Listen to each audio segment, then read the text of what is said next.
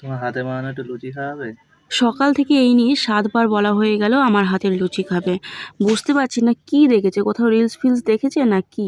তো যাই হোক, বলেছে যখন তো আমার হাতের লুচিই খাওয়াতে হবে।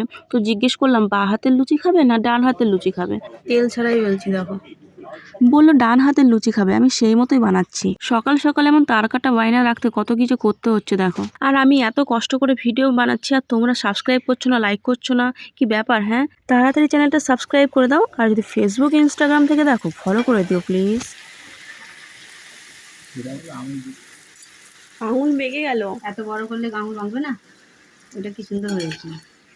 হোডা হোডা আঙুল করতে চাই কান করে দিয়ে দোকানের ছাপ ফেলে দেব। কতটা যেন খেয়াল থাকে, তাহলে কি কেমন হয়েছে আমার হাতে বানানো লুচি?